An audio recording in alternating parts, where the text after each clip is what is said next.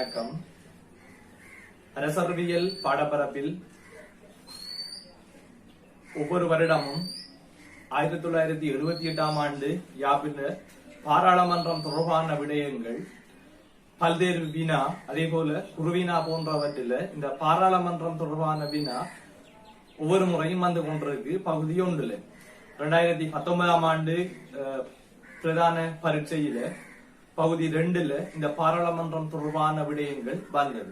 அதனால இம்முறை 2020ஆம் ஆண்டு அரசறிவியல்ல பல்வேறு வினா அல்லது குருவினாவுல இந்த பாராளுமன்றம் தொடர்பான வினா வரலாம் என்ற அடிப்படையில அது தொடர்பான விடயங்களை பார்ப்போம். பாருங்க, இந்த பாராளுமன்றத்தை பார்க்க முதல் எங்களோட சேனல்ல சப்ஸ்கிரைப் பண்ணுங்க. அப்பதான் நீங்க அடுத்த காணொலிகள்லாம் தொடர்ந்து பார்க்க முடியும். பாருங்க, பாராளுமன்றம் 78ஆம் ஆண்டு யாப்புல சட்டத்துறையினுடைய பெயர் பாராளுமன்றம் என மாற்றப்பட்டிருந்தது. அதற்கு முதல் இலங்கையில இருந்த யாப்ப சொல்லுவோம் முதலாம் குடியரசு யாப்பு. குடியரசு யாப்பு. அதுல சட்டமன்றத்துல பெயர் தேசியரசு பேரவையாக காணப்பட்டிருந்தது.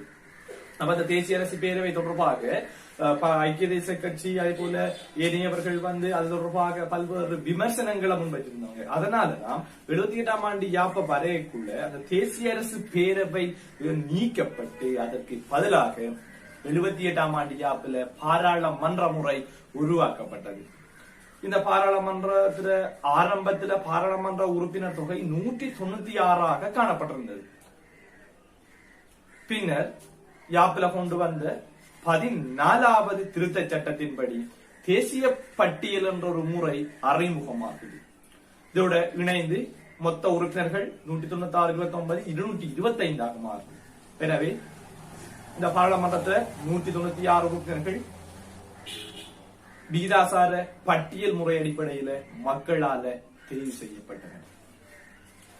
பாராளுமன்றத்துல பதவிக்காலம் ஆரம்பத்துல யாப்பு வரையக்குள்ள ஆரம்பத்துல 6 வருடங்களாக குறிப்பிடப்பட்டிருந்தது. ஆனா 2015ஆம் ஆண்டு கொண்டு வரப்பட்ட 19வது அரசியல் திருத்தத்தின் படி பாராளுமன்றத்தினுடைய பதவிக்காலம் 5 வருடங்களாக குறைக்கப்பட்டது.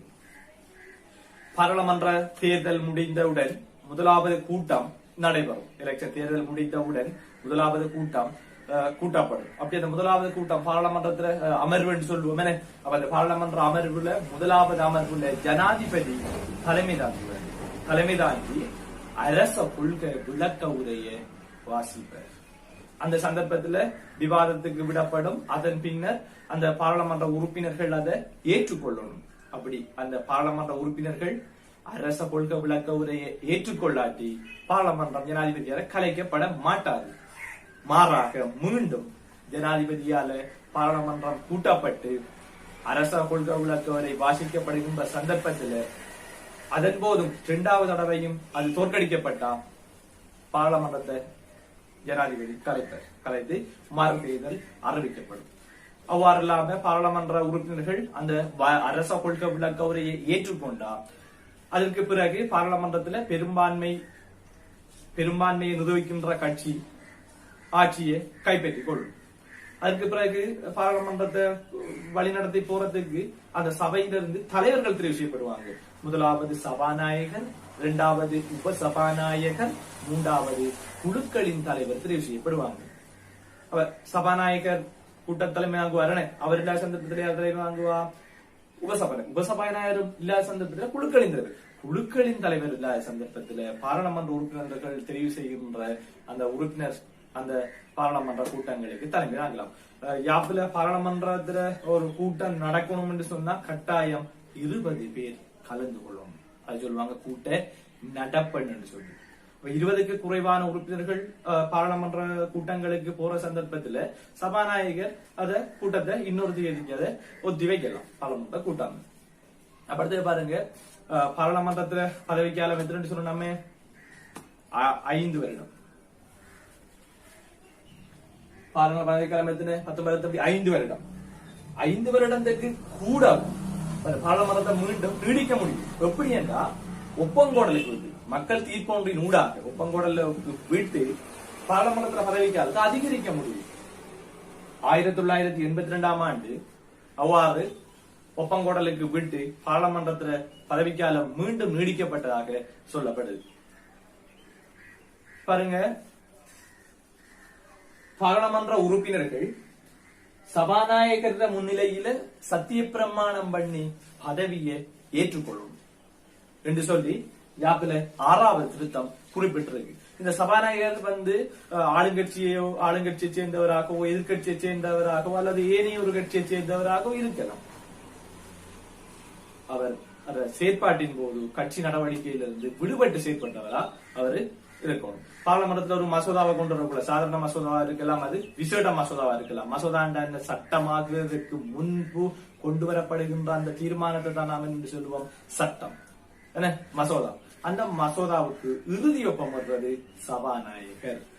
பாருங்க பிள்ளைகள், பாராளுமன்றத்துல ஒரு மசோதா கொண்டு வரக்குள்ள அந்த மசோதாவை ஆதரவாக அல்ல பாருங்க, இந்த மசோதாவை தீர்மானம் எடுக்கக்குள்ள ஆதரவாக அதே போல எதிராக சரி சம அளவான வாக்கு வரக்குள்ள அந்த மசோதாவை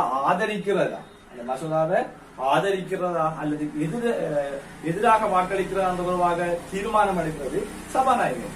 சபாநாயகர் இந்த பக்கம் போறாலோ அந்த மசோதா அது சட்டமா மாறும் அவர இறுதி ஒப்பத்தோட. பாருங்க, பாராளுமன்றத்தை கூட்டுறது, பாராளுமன்றத்தை கலைக்கிறது, அதே போல பாராளுமன்றத்தை ஒத்தி வைக்கிறது ஜனாதிபதியோட அதிகாரம். இந்த அதிகாரம் தொடர்பாக 19வது திருத்தத்தில சில வரையறைகளை விதிச்சிருக்காங்க. ஜனாதிபதி தான் பாராளுமன்றத்தை கூட்டுற, கலைக்கிற, ஒத்தி வைக்கிற அதிகாரம் ஜனாதிபதி. ஆனா 2015ஆம் ஆண்டு கொண்டு வந்த இந்த 19வது திருத்தத்தின்படி ஜனாதிபதி அந்த அதிகாரத்துல சில வரையறைகளை விதிக்காங்க பாராளுமன்றத்துல. அதாவது என்னன்னா, பாராளுமன்றம் கூட்டப்படுற அந்த தினத்திலிருந்து 4 வருஷமும் 6 மாதமும் பூர்த்தி செய்ததன் பின்னர் தான் ஜனாதிபதி பாராளுமன்றத்தை கலைக்க முடியும். கடந்த முறை பாராளுமன்றம் மைத்ரிபால சிறிசேன ஜனாதிபதியால கலைக்கப்பட்ட சந்தர்ப்பத்தில் அது யாப்புக்கு முரணான என்று சொல்லி வழக்கு தாக்கல் செய்து அது உயர்நீதிமன்றம் தீர்ப்பு வழங்குது. ஜனாதிபதி சட்டத்துக்கு முரணாக இவ்வாறு கலைச்சன்னு சொல்லி மீண்டும் அந்த பாராளுமன்றம் கூட்டப்பட்ட சம்பவங்கள் பதிவாகின நீங்க பார்த்திருப்பீங்க. அப்ப யாப்புல சொல்லப்படுகின்ற அந்த சட்டத்தை மீறி ஆட்சியாளர்கள் செயற்பட முடியாது. பாராளுமன்றத்துல பதவிக்காலம் 5 வருடம். ஆனா அந்த 5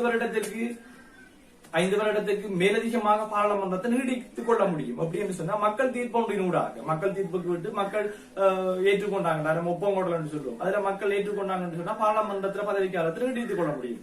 1982ஆம் ஆண்டு இலங்கையில ஒப்பங்கோடலுக்கு பாராளுமன்றத்தை நீடிக்கிறதாக ஒப்பங்கோடலுக்கு விடப்பட்டு மக்கள் ஆணையோட மீண்டும் பாராளுமன்றத்தினுடைய பதவிக்காலம் நீடிக்கப்பட்டிருந்தது.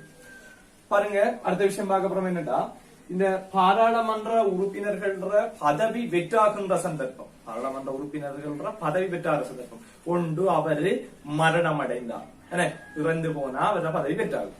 2வது, அவரு கையொப்பமிட்டு ராஜினாமா பண்ணி கொடுத்தா அவர பதவி வெற்றாகும். 3வது பாருங்க,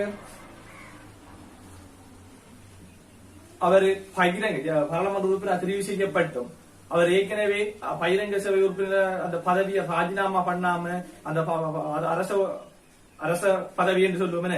பாராளுமன்ற உறுப்பினருக்கு பிறகு அவர் ஏற்கனவே பகிரங்க சேவையினுடைய ஒரு உறுப்பினராக இருந்தா அவர பதவி பறிக்கும். அதே போல பாராளுமன்றத்துல முன்னறிவித்தல் கொடுக்காம 3 மாதத்துக்கு பாராளுமன்றத்துக்கு 3 அமர்வுக்கு பாராளுமன்றத்துல அவர் போகாம இருந்தாருன்னா அவர பதவி வெற்றாகும்.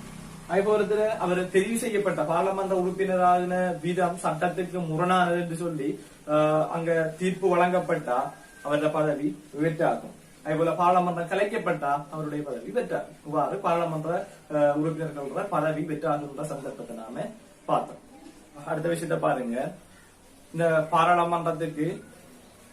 பாராளுமன்றத்தை மேற்பார்வை செய்யறதுக்கு அதனுடைய நடவடிக்கைகளை பாக்குறதுக்கு ஜனாதிபதி பாராளுமன்றத்துல அந்த அரசியலமைப்பு பேரவை 19 கொண்டுவரப்பட்ட அரசியலமைப்பு பேரவையினுடைய அங்கீகாரத்தின் படித்தான் இந்த பாராளுமன்றத்துக்கு ஒரு செயலாளர் நாயகத்தை ஜனாதிபதி நியமிப்பார். அப்ப இந்த பாராளுமன்ற செயலாளர் நாயகம் இதுல சம்பளம் பாராளுமன்றத்தால தீர்மானிக்கப்பட்டு அரசு திரட்டினிலிருந்து வழங்கப்படும். அதே போல இவருக்கு உதவி பாராளுமன்ற செயலாளர் நாயகம் ஒரு ஆள் தெரிவு செய்யப்படுவாரு. அதுவும் அரசியல் பேருந்து அங்கீகாரத்தின்படி. இது தவிர பாராளுமன்றம் கட்டாயம் வருஷத்துக்கு ஒரு தடவையாவது கூடணும். பாராளுமன்றம் வருஷத்துக்கு ஒரு தடவையாவது கூடணும் சொல்லப்படுறது. அப்ப பாராளுமன்றத்துல சில மட்டுப்பாடுகள், சில பாராளுமன்றத்திற்கான சில மட்டுப்பாடுகள் கூறப்பட்டிருக்கு. ஜனாதிபதி சில மசோதாவை, அதி முக்கியத்துவமான மசோதாவை சட்டமாக்கும் படி பாராளுமன்றத்துல கோருகின்ற சந்தர்ப்பத்தில் பாராளுமன்றம் அதை நிராகரிக்கும் போது ஜனாதிபதி அந்த மசோதாவை மக்கள் தீர்ப்புக்கு விட்டு சட்டமா மாற்றலாம். இது பாராளுமன்றத்தினுடைய இறைமைக்கு சவாலாமைகின்ற ஒரு விடயம். அதே போல அவசர கால நிலைமைகளின் போது சட்டம் இயற்றுகின்ற அதிகாரத்தை ஜனாதிபதி பெற்றிருக்கார். அடுத்த பார்க்க போறோம் இந்த பாராளுமன்றத்தினுடைய அதிகாரம். அதாவது 78ஆம் ஆண்டியாப்பின்படி பாராளுமன்றம் சட்டவாக்க அதிகாரத்தை பெற்றிருந்தது. ஆனாலும் அதுல சில வரையறைகளும் விதிக்கப்பட்டிருந்ததா சொல்லப்பட்டது. அதன்படி பாராளுமன்றத்தினுடைய சட்டவாக்க அதிகாரம், அதாவது சட்டத்துறை சார்ந்த அதிகாரம், பாராளுமன்றத்தினுடைய சட்டத்துறை சார்ந்த அதிகாரம் ஒன்று நாட்டுக்கு தேவையான சட்டங்களை இயற்றிக் கொள்ளுகின்ற அதிகாரம் பாராளுமன்றத்துக்கு இருக்கு. இந்த பாராளுமன்றத்தில் பிரதான கடமையே சட்டங்களை, நாட்டு நலனுக்காக சட்டங்களை உருவாக்குவது பாராளுமன்றத்தினுடைய பிரதான அதிகாரங்கள். ரெண்டு, பாராளுமன்றத்தில சட்டவாக்க அதிகாரத்துக்கு நேரடி தடைகள் இல்லை. பாராளுமன்றம் என்ன, நாட்டுக்கு தேவையான சட்டங்களை உருவாக்கி கொள்வது என்பது, அதுக்காக பாராளுமன்றமே இருக்கு. அப்ப அந்த 78ஆம் ஆண்டியாப்பின்படி பாராளுமன்றத்தினுடைய அந்த சட்டவாக்க அதிகாரத்துக்கு நேரடி தடைகள் இல்லை.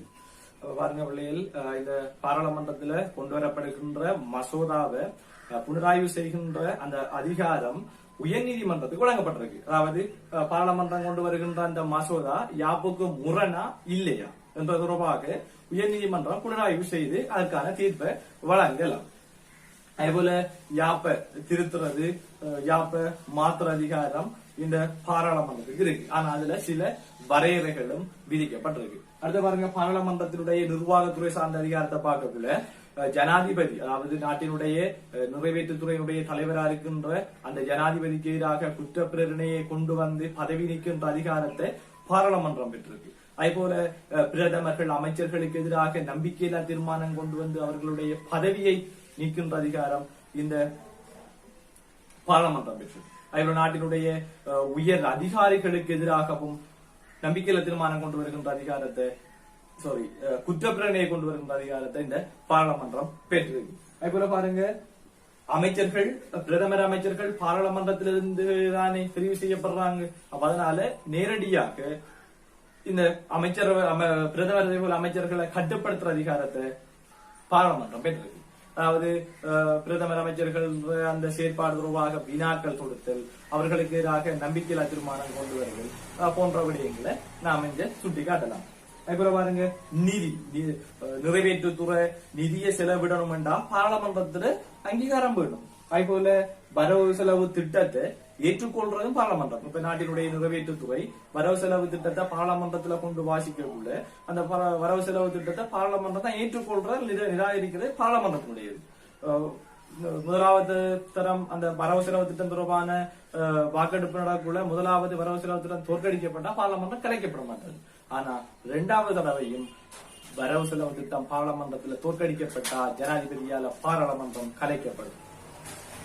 நாட்டுல நிறைவேற்றுத்துறை ஏதும் புதிய வரிகள் அறவிடணும் என்றாலும் இந்த பாராளுமன்றத்துல அனுமதிக்கப்படணும். அப்ப நிதி தொடர்பான விடயங்களை நிறைவேற்றுத்துறை கையாளணும் என்றா கட்டாயம் அங்க பாராளுமன்றத்துல அனுமதியை பெற்றுதான் மேற்கொள்ளணும். அடுத்த பாருங்க, பாராளுமன்றத்துல நீதித்துறை சார்ந்த அதிகாரங்களை பார்க்கக்கூட உயர் நீதிமன்ற நீதிபதி, மேன்முறையீட்டு நீதிமன்ற நீதிபதி அவங்களுக்கு எதிராக குற்றப்பிரேரணை கொண்டு வந்து பதவி நீக்கிற அதிகாரத்தை இந்த பாராளுமன்றம் பெற்றிருக்கு. அதே போல ஒரு ஆள்ற குடியல் அந்தஸ்தை